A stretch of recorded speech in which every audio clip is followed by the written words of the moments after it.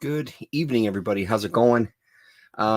Before we start, I just want to say that I get some nice comments sometimes in the comment section of some of my videos.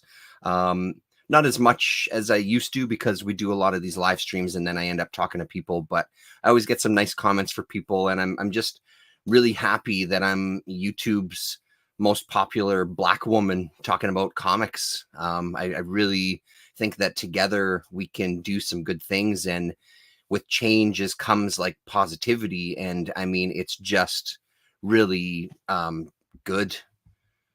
I've been listening to some music. My brother and I am a little later tonight because we've been sitting up there listening to some Skinny Puppy. Actually, um, there was a random video that comes up on my YouTube because I watch a lot of YouTube and I watch a lot of varied shit. I get a lot of interesting recommendations on stuff.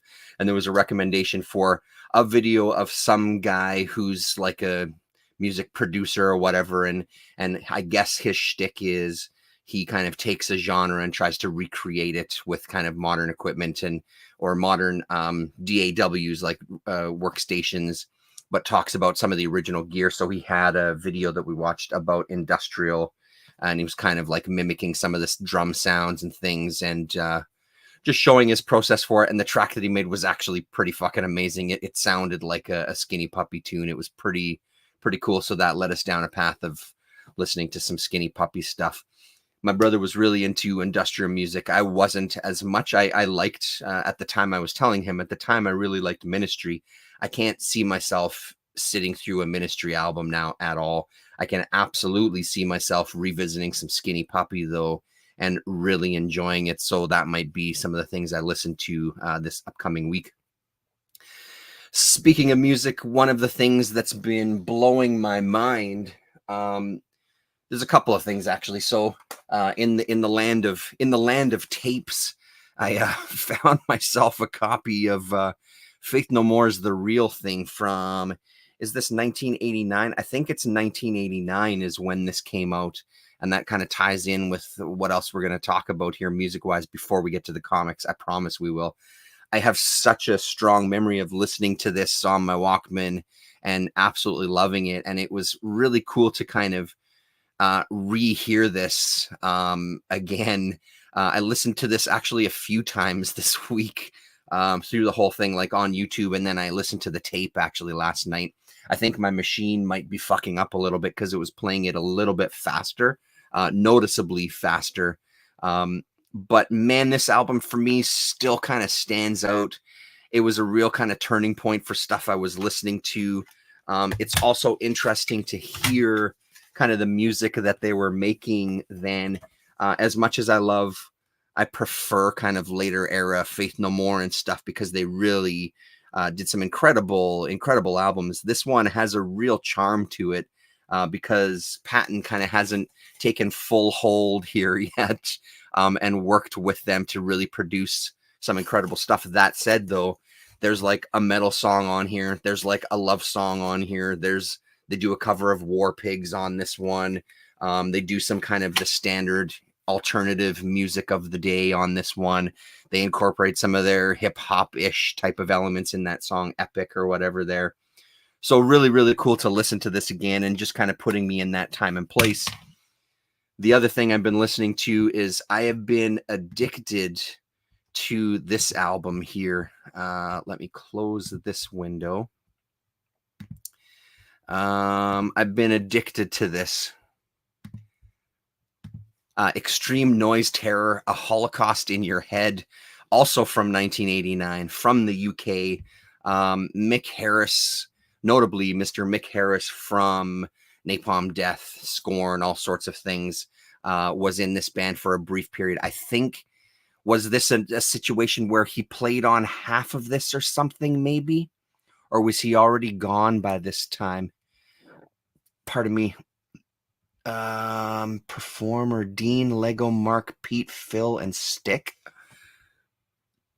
Maybe he's not. I thought that Mick Harris performed on this one, but maybe I'm looking like I'm wrong on that one. Either way, This is a fantastic album. I've listened to it quite a few times. I've been kind of going back and re-listening to some early grindcore stuff. It's kind of where it's a part of where my soul lives. I love this kind of aggression. I love this kind of speed and everything. It's really impressive. So I haven't listened to this in quite a long time. I listened to Siege, Drop Dead. I've been listening to Repulsion. And of course, I've been listening to Napalm Death. I got a Napalm Death shirt zooming its way to me straight from Earache Records. I got a Napalm Death shirt and a Brutal Truth shirt from them. 2 shirts to ship from the UK, about $7 and change Canadian. When I was looking at some places in the United States, 1 shirt to ship to Canada, 1 t-shirt is about $25. So it really is, it's a hard thing to ever want to order much from the United States if I can get it shipped from the UK for $7 and some change. So if you don't know this album, Holocaust in Your Head by Extreme Noise Terror, it's fucking outstanding. I don't know if Chaos and Comics watches these videos anymore. I don't know if you are familiar with this album at all, Chris, but it's good shit. And then the other thing that, of course, I'll just show you just because this is another classic and another one that I remember hearing at a pretty young age.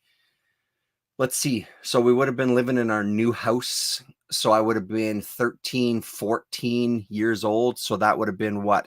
73, 83, 87. I don't think I heard it when it came out, but it wasn't too many years after that, though. It might have been like 88 or 89, maybe when I heard this. No, it wasn't 89 for sure. Might have been like 1988 that I heard this album.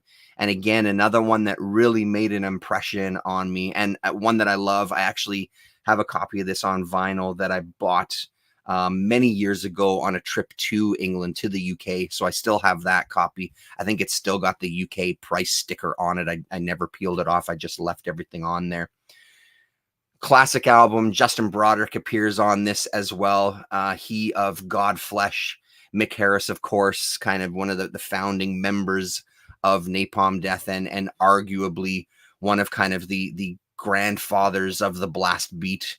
Obviously not just him. There's like anything, there's not just one person. It's always something that sort of hits a bunch of people, but this is still a really, really great one. But honestly, I think this week Extreme Noise Terror has been edging this one out as far as like some of my favorite early grindcore. That Extreme Noise Terror, you got to hear it if you don't know it. But this is an absolute classic as well. So that's the music. Hello, PBR. That is the music for this one. The politics stuff, I don't have too much to say other than groan. There's a lot of stuff happening, a lot of elections. It's always worth looking into. I'm interested about what happened in France with their elections. I don't know a ton about those parties.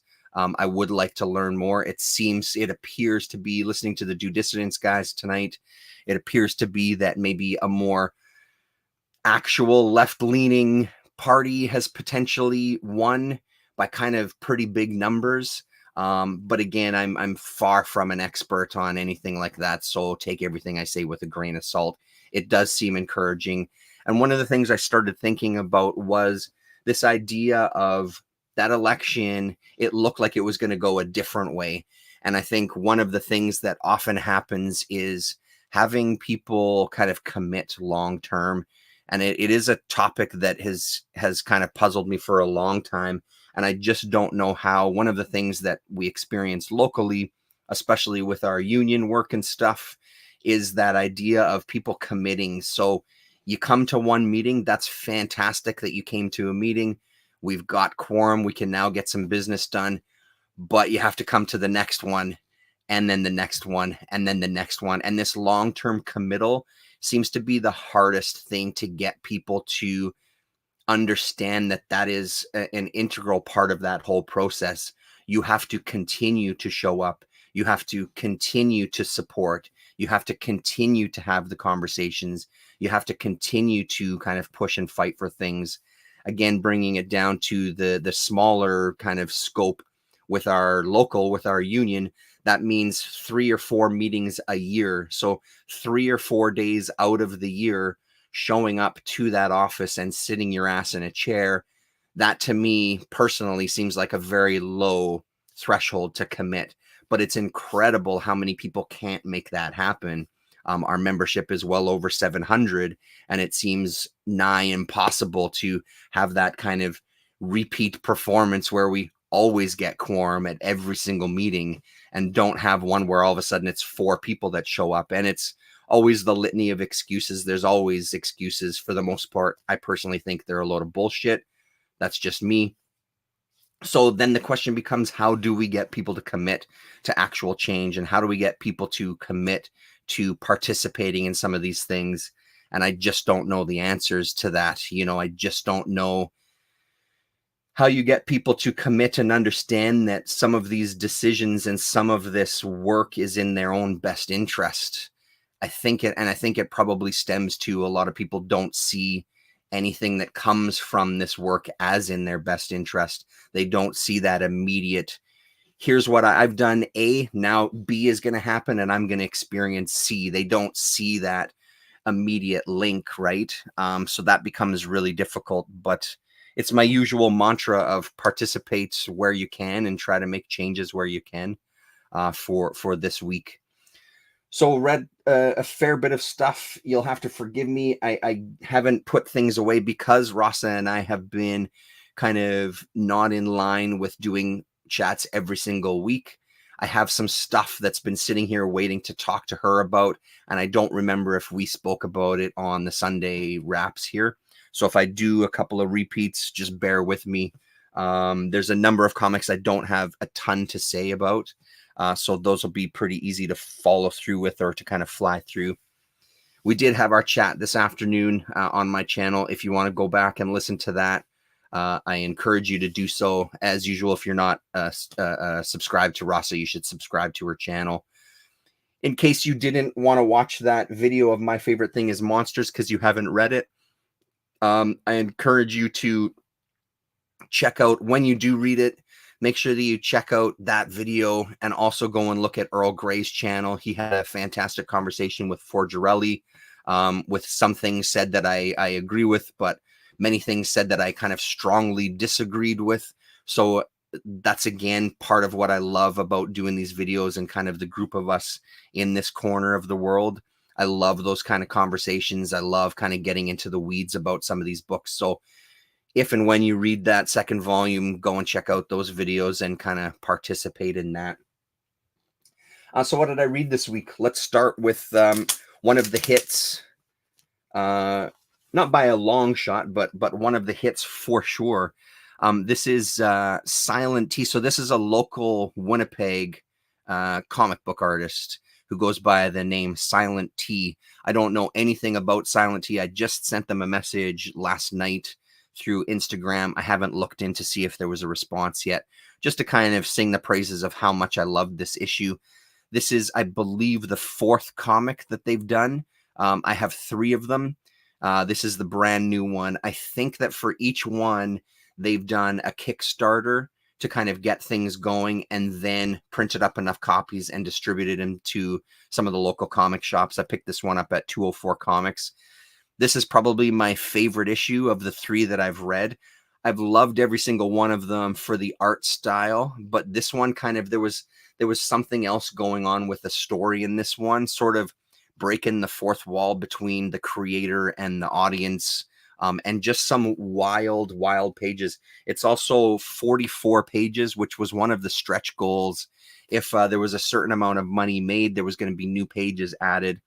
There is 0 ads in this for anything.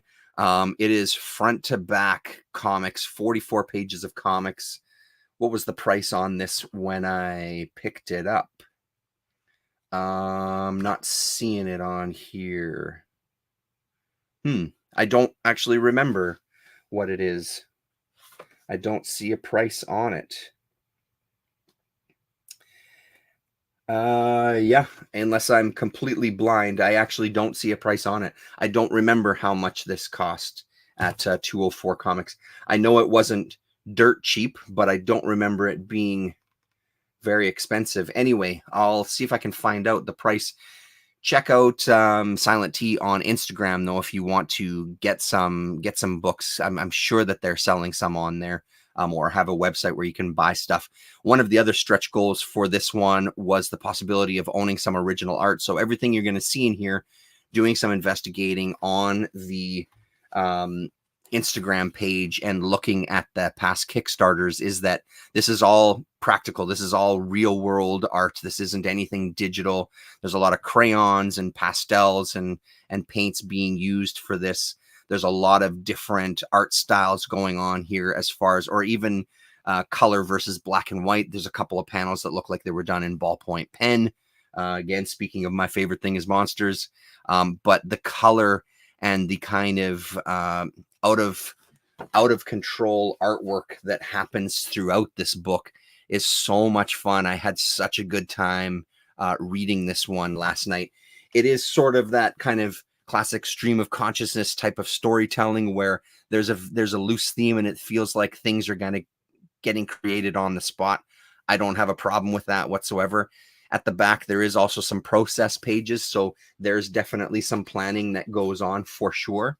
But this one sort of revolves around this idea that this Silent T isn't just a creator.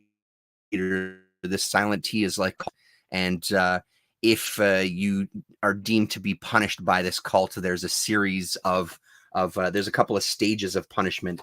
The first one is that you get branded, and the letter T no longer can be pronounced by your tongue. So for the rest of it, whenever that one character speaks, the letter T is always an empty box within those speech balloons there.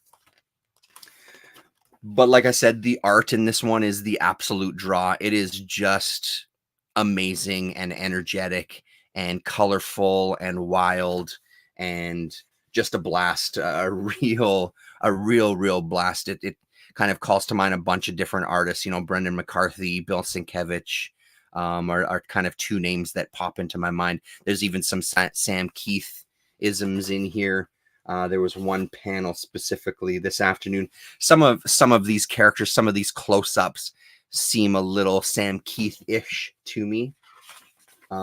This one here kind of reminded me of something from like the Max, that one panel there. There's just something about that facial hair or something in that image that reminds me of some Sam Keith stuff. So an absolute highlight. I would strongly encourage you to seek out Silent T on Instagram, and if you're interested, order some stuff because this is good shit. And I'm proud to say that this is from Winnipeg. I mean, it's amazing. When I sometimes, my own personal bias when I think of locally produced comics, no matter what the city is, we've all seen the comics at some of these conventions that are very clean and digital and sort of manga inspired. I know you know what I'm talking about. I've seen a multitude of that kind of thing where it just lacks that kind of, it's just too safe. It's not, there's no energy. It's just very user friendly for a very, very wide audience. And that's the stuff that just doesn't appeal to me personally. Something like this speaks to me in a much better way. I know we talked about Usagi Yojimbo, so as we're going through this, I'm going to try to organize so I can then file this stuff away tonight. So those will go there. Did we talk these? No, we didn't. So let's go here first. Sacrificers, this is issue number 9. Yes, issue number 9. Fiumara is taking 3 books off, and we're getting Andre Lima Rujo, apologies, is going to be filling in for 3 issues. I'm a little nervous about that. I really find this world of Sacrificers is Fiumara. I think that his style is one of the big reasons that I love this book. There's absolutely nothing wrong with this art for the next coming issues. That's not what I mean to infer whatsoever. I just feel like it's going to be a bit of a shift that might be a little jarring because I've really grown accustomed to this art. I would also say that this issue was my least favorite out of the 9. I'm still absolutely on board with this story. I'm curious where it's going to go. My biggest issue with this one was that I felt like it spelled out too much in a very direct way. One of the things that I've loved about this book is issue after issue, there's been some surprises. I can't quite see where the story is always going.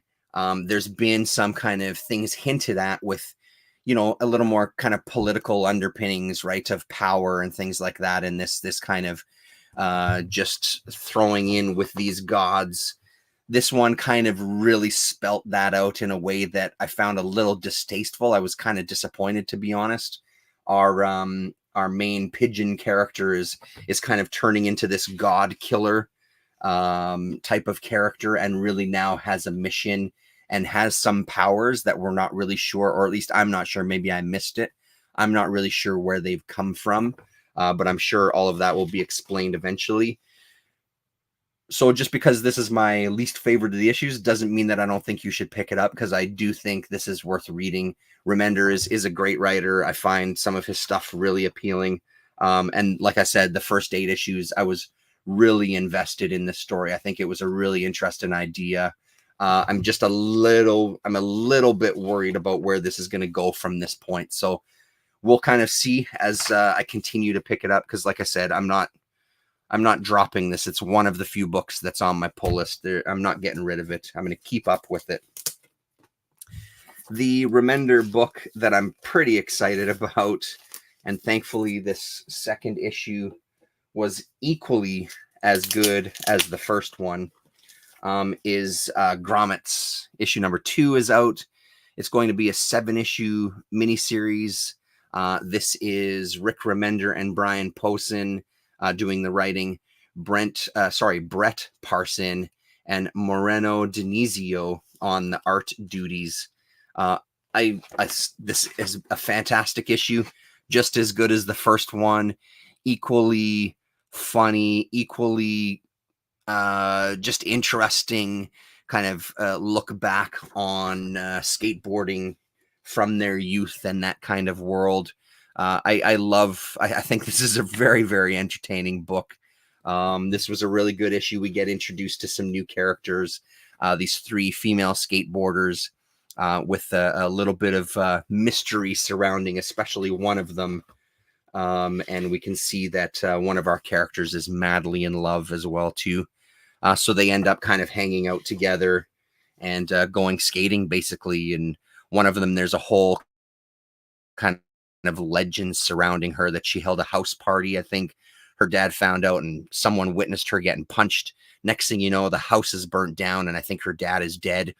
So that's the rumor that goes on about them. And there's the 3 of them walking through the school. So this idea of, what's true or not, but they have a story that is kind of spread across the school about who they are and what they've done. So kind of these outcasts. Really great. And the moment for me in this one was this scene. I remember doing this exact thing in kind of these parkades, and racing down and hoping that someone's not going to come around the corner, and hoping you don't wobble yourself off the board or hit that one tiny pebble that's traveled a million years to just fuck you up, as happened in that first issue. So really, really good book. If you're not picking it up, I'd say give it a shot if you're interested in that. AFPC was making a comment this afternoon about the idea that sometimes people use that era to kind of as a shorthand. And I don't find that at all. I find that this is very legitimate, this story. It's not someone using skateboarding as kind of a shorthand about, hey, we're going to tell a story about teens and troubled youth or whatever. This is coming from a place of, this is what these guys lived, and they're just kind of telling their stories. So, yeah, I dig this book. Can't get that off of there. Just an old price tag on the front as I reuse some bags here. Anyway, I can probably fiddle with that later, right? Because we're live, God damn it. We spoke about Helen of Windhorn, another book that I'm really enjoying. Love this creative team. As far as this book goes, I don't have a strong opinion on Tom King on either side of things. There's been some stuff of his that I've read that I really enjoyed.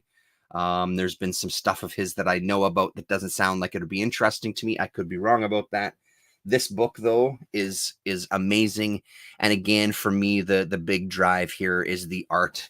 Bilquis Evely and colors by Matthias Lopez. And apparently they've worked together. They're kind of like a dynamic duo as far as art duties go. The coloring in this is astounding. I say it every single issue. This is issue number 3. It feels like there was a little bit of a gap between issue number 2 and 3. And that kind of helped me get into the story because our matriarch kind of character who's sent to take care of Helen, we're kind of with her, like, where the hell have you been? What took you so long to get back? And then we kind of get the story of where she went and this adventure that she went on with her grandfather and the alcohol that they drank and the person she makes her first kill in this one. And that kind of is really exciting to her, and the discovery of this world. Yeah, I'm really into this book, and I've said it many times in the past. I'm just as surprised as anybody else that I'm finding a lot more interest in kind of like these fantasy type of stories. It's not a genre that I ever really paid much attention to. Every time, I'm going to tell you, I love this kind of turquoise color that they use here. I don't think I've ever seen anything that looks like that in a comic in kind of my years of reading comics. It feels like there's a lot of colors here that are thanks to the current technology that we have, that these people are using to create this art and to color these books. I think that some of these colors that are getting reproduced now are just things that we couldn't do before. I love the variety of color use on each page. I love that it kind of adds to the whole storytelling. Yeah, super enjoyable book. If you're not into jumping on single issues, I'm sure there will be trades as it kind of reaches those benchmarks. I don't know how many issues this is going. The kind of running joke is that it's Tom King, so it'll probably be 12 issues. Look how gorgeous that is there. Really, really nice. Tom King seems to do 12 issue series, so maybe that's how much this is going to be, but I don't know that for a fact. Helen of Windhorn on that one there. I took a chance. Yeah, we're flying through this shit today. I took a chance on the New Zatanna. Rasa was telling me about it, saying, hey, are you going to pick it up? I didn't even know it was coming out. It was a good reminder. I wasn't sure that I was going to, and then I saw this cover on the shelf. It kind of jumped out at me, and when I opened up the issue, I was kind of sold. I don't remember what the first page I saw, but seeing this kind of art and again seeing this coloring really convinced me to give it a shot. The story itself is just okay. So far, it hasn't made an extreme impression on me either way. The art, however, I find I really like this. I love this panel here. I love the color that's kind of the base color of the page, as opposed to that crisp white. We get this sort of, I don't know, peachy, browny. I don't even know what color you'd call that, but I think it works really well. Yeah, it's not a, this is Mariko Tamaki and Javier Rodriguez on art.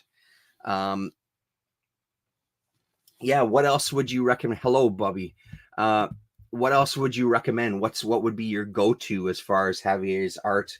What would be a book? Throw out a couple of titles there, because I'm not super familiar, or at least I don't think I'm familiar with his art. But this is super cool. I like this. I didn't put it on my pull list or anything. It's going to be one of those that if I remember when the second issue comes out and if I have a couple extra bucks to throw at it, I'll probably pick it up.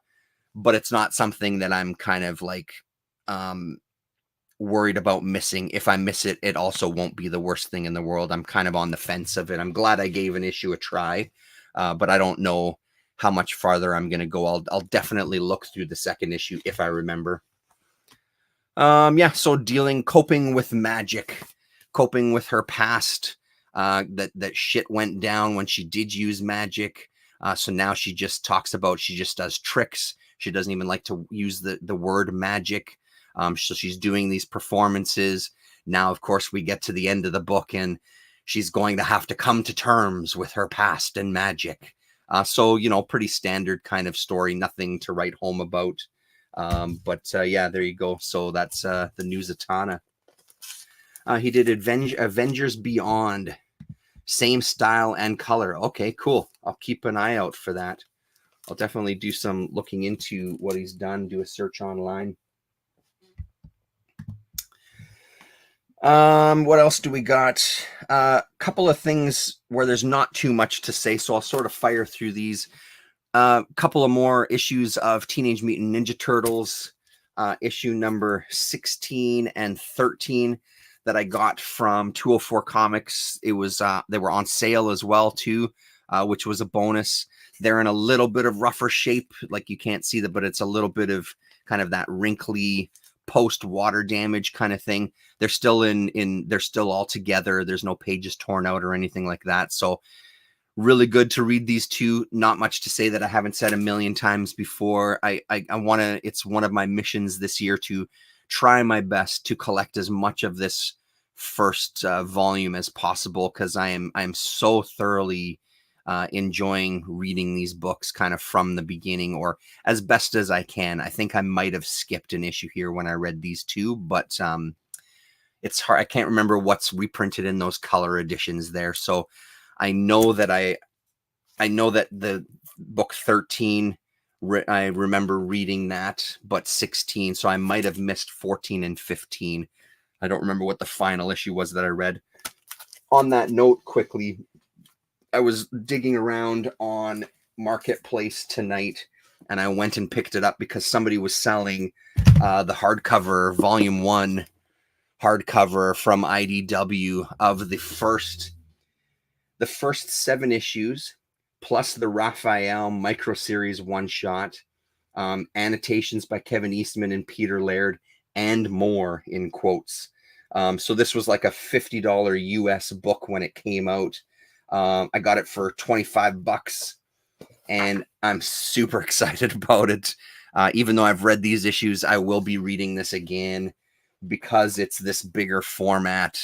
It's that black and white, whereas the early issues, I have the color books as well too. So I read some of these color. I think maybe now I've got the actual single issues. I don't remember if I have all first 7, but I'm so looking forward to this. It was too good of a deal to pass up. Jumped on it right away and went tonight to pick it up before someone else got their grubby mitts on it. So if I can find in this format, if I can find more volumes for cheap, I will 100% be getting them to add to a bookshelf that exists in my imagination, because currently it doesn't exist in the real world. So I don't know where the hell I'm going to put that. I finally finished Superman Space Age, the 3-issue series. Loved Allred's art. The story was just meh.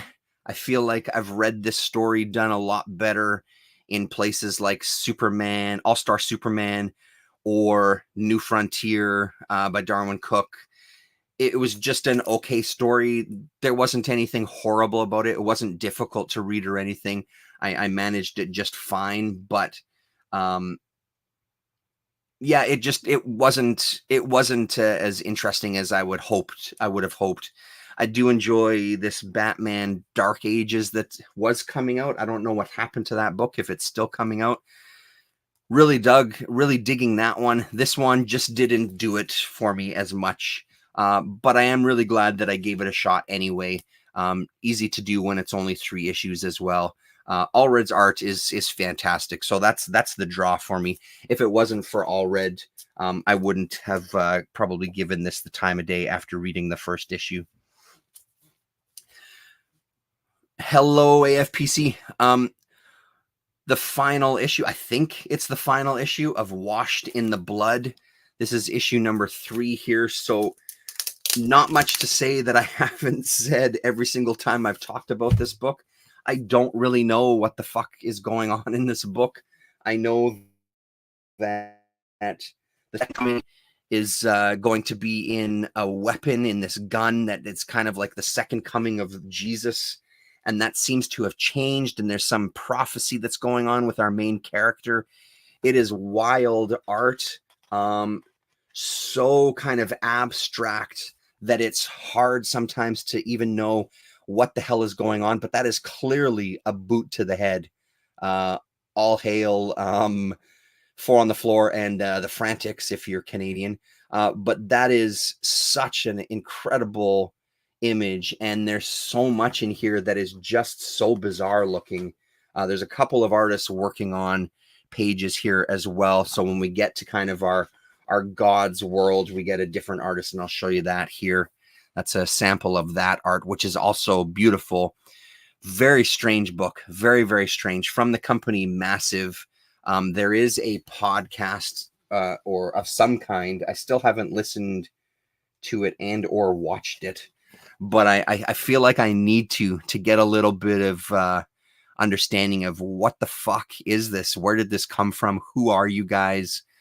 What were your ideas behind this? Because I'm kind of puzzled by this whole thing in a good way, obviously, because I kept picking up every single issue and really did give it the old college try. But yeah, very strange book here, Washed in the Blood. And like I said, I'm pretty sure that third issue is the final issue. But who the hell knows? We'll put that one there. So what else? What else you got? I think I talked Grendel. I'm now 5 issues into this volume. Looking forward to reading more. I think I've got a whole big run to get through. I think I've got like 30 issues or something like that. You know what I appreciate most in a comic? Convolution. Yeah, absolutely. Yeah. I mean, there is a charm to it. I don't know if you're being sarcastic or if you're being serious, but there is kind of a charm to it for sure. This idea of just creating something that you just can't do in other mediums in the same way anyway. Not that you can't ever do them, but it's a little bit different. We talked Hate Revisited, right? Yes, we did. We talked Rare Flavors, right? Yes, we did. Yeah, the Panda Brothers issues. We talked Dawn Runner, right? Yeah, I'm pretty sure we did.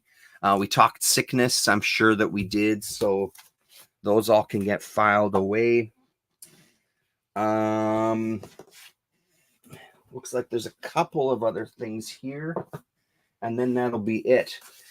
I'm more than halfway through this. I'm about 3/4 of the way through this one. The short Bernie Moreau run on Grendel is one of my favorites. Hello, Jeff. Thank you for that. This was a find from a used comic shop bookstore, Red River Books. I mean that both sarcastically and with painful sincerity. Okay, understood. Red River Bookshop, they have this end cap where they'll kind of put hardcovers and soft covers and collections and things new to the store. This was a Fantagraphics book from 2011. Is that what it said inside when it first came out? I was taken with it immediately. Yeah, so 2011. It's called Ray and Joe, The Story of a Man and His Dead Friend, and Other Classic Comics by Charles Rodriguez. This is all stuff that appeared in National Lampoon. Man, oh man, as soon as I opened this book up, I was immediately in love with this just wild style. It's just so kind of scratchy and messy. And then when you read about his process, His process apparently was he would kind of rough everything in on a page, flip that page over, trace everything, and kind of clean it up on the backside to check out if there was any kind of errors in layout or positioning in things. One of the tricks that I've heard often is holding things up to a mirror to see how it looks backwards. That'll kind of give you a better deal. Once that's been polished, doing a third pass where you trace over that and create the final piece of art. And with all of that in mind, he's still managing to get this just ridiculously scratchy. Oh, did I disappear? Am I still there? Was showing this, did it cause the internet to collapse? I think I'm still there. You'll let me know if I'm not, I'm sure. This is really good so far. So it's broken up into sections. This is definitely I don't know what words I'm looking for. It's I find it great. I really dig it so far. Some of the I am here. Okay, good. Ray and Joe, the story of a friendship that transcends death itself. The first kind of chunk of strips is this guy's friend has died, and he has decided that his friend is going to live with him now. His dead friend, they're just going to live together, and they're just going to hang out like nothing's ever happened. His wife is okay with that. Everybody in the world seems to accept it without much question. They may have a moment where they look at it funny, but immediately they just accept it. Oh yeah, okay, cool. So he's dead and you still hang out with him. That's awesome. Pretty great. The section of strips that I really loved, though, was this Deirdre Callahan. Her story begins in the maternity section of a metropolitan hospital. It's a girl, Mrs. Callahan, a very ugly girl. Please turn the page upside down to see how ugly she really is, because she's getting pulled out there, so you have to turn it around. Unable to tolerate her ugliness any longer, Deirdre's mother put her out with the trash on her 8th birthday. Because the child was so ugly, Deirdre's mother obtained a cat, having heard that they like to sleep in cribs, and in doing so accidentally suffocate infants. So that's kind of like the taste of it that you get. She kind of gets thrown into the trash, and she's discovered by this blind hobo who can't see how ugly she is. But you can see there that she's incredibly ugly. So for the rest of the strip, every time it shows her face, we get a black box over her face. So it's this long story of all of these moments of this ugly child, people who see this child die. So there's this whole story that happens, and it's all for basically a punchline of the blind man mistaking a woman's hemorrhoids for Deirdre Callahan. And there's some court action that kind of ends the strip, and he feels like they're pulling a fast one. So in order to kind of recognize Deirdre, who's got a bag over her head, he said he's told to kind of put his hands inside the bag and, can you recognize Deirdre Callahan? And he kind of chuckles to himself and says, thought you'd catch me, huh? Lots of people tried, but you can't fool these old fingers. This ain't Deirdre. It's Mrs. Winegrad's hemorrhoids. So all that for a punchline, I thought was just fantastic use of space and time. So really great. The next section of stories is about these Siamese twins, the Aesop brothers, and some of those are really entertaining as well. And now I'm into the Master Detective. I'm about to start the next section, which is what's the actual name? Sam DeGroot, the free world's only private detective in an iron lung machine, is what I'm about to jump into. So this has been a real fun kind of a ride so far. And here's our creator who's in one of the strips here, kind of freaking out on everybody. So there you go. That is Ray and Joe, the story of a man and his dead friend by Charles Rodriguez. We took a trip this week to, these will be the last two things here. or the last one thing actually, and then just two books to kind of show you quickly. Weekend at Bernie's vibes. One issue of New Mutants when Warlock dug Cypher out of his grave, parading his corpse around because he couldn't comprehend the concept of death. Whoa. Brilliant, heart-wrenching story by the inimitable Louise Simonson. Wow, that sounds, pardon me, that sounds pretty good. I don't know that one. We went out of town to Winkler and Morden this week, which are kind of these smaller communities. I don't know, 45 an hour-ish outside of Winnipeg, something like that. Very religious little townships. And found a used bookstore that was surprisingly good. And in that bookstore, they had an issue of Mome for $3. And they also had this Paul Pope Battling Boy collection for $3. I was kind of amazed at the stuff that they had in this. They had some fantastic used records, which I didn't pick any up. But a lot of really, really good shit in there. So glad to see an issue of Mome. I had a couple of these a long time ago, not this issue, but remember enjoying them.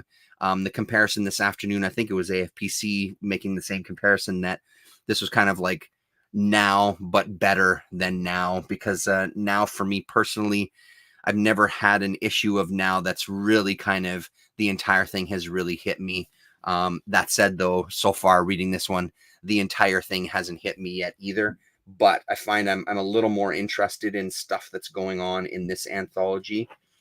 So we have people like Anders Nilsson, Arkakuo Johnson, Sophie Crumb does a number of strips in here, John Pham, Martin Sendreda, Paul Hornsheimer, David Heatley.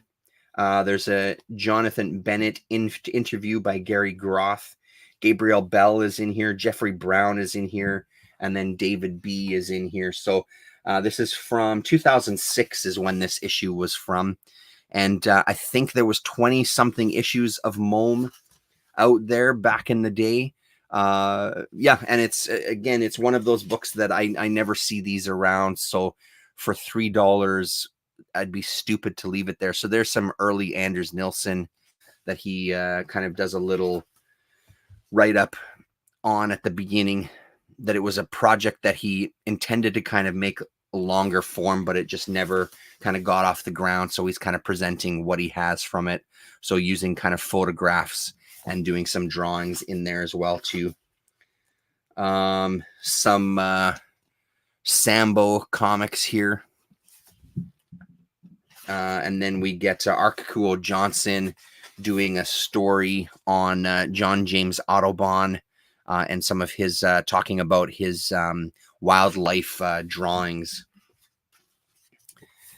Yeah, hey, now can't hold a flame to Mome. Okay. Yeah, beautiful stuff from Arkakuo Johnson here. Yeah, and then here's a look at some Sophie Crumb. Like I said, I haven't even read half of this yet. I'm only a few of the strips into it. But pretty cool looking stuff. I've never really been a fan of this kind of laying this out in landscape for a comic. I always find it a little ridiculous, to be honest, but whatever, it's fine. So issue of Mome, and then that Battling Boy.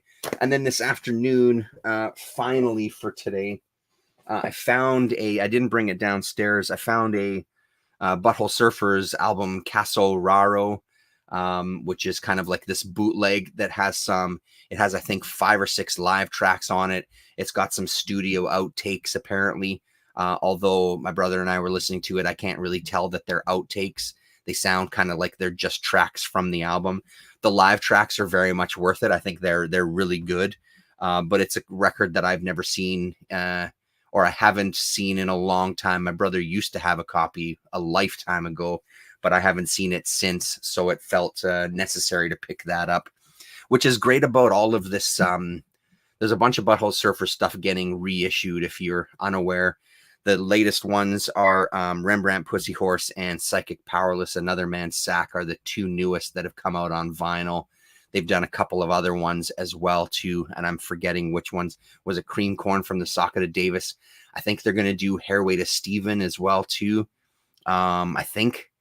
So anyway, I'm a big Butthole Surfers fan from way back then. So it's nice to kind of have another chance to pick some of these up. Most of them I own already, but the benefit of that is that you're also seeing some Butthole Surfers related stuff out there. The other thing that I found at the at the flea market, was this collection of R. Crumb's Carload O Comics. It's the creme de la creme. I love that cover. I love that he has somehow, in his Crumb way, managed to mimic what I would consider like a collection of old 50s comics, but filled with his rejects and weirdos. I am so looking forward to. I'm probably going to sit and start digging through this one tonight, actually, after the stream. I'm really looking forward to reading this one. This is a fantastic collection. I've never seen this in person. This afternoon, a bunch of people said that they have copies of it. AFPC, I think you did. I know I talked to Colin. Colin has a copy of it. Forgerelli has a hardcover signed copy of this one, which is incredible.